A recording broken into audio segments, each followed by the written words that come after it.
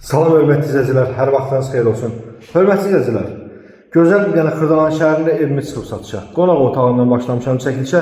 Geniş belə bir böyük pəncərəsi var. Gördüyünüz kimi evimiz qoşadır. Divarından görürsünüz. Hörmətli izləyicilər, evimiz tam təmirli, yeni tikili evdir.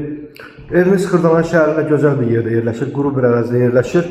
Qonaq otağından birbaşa mətbəxə keçidi var. Burada da bir pəncərəsi var mətbəxin gördüyünüz kimi. Qazı, suyu, işığı, bütün kommunal xəttlər çəkilib. Hazır.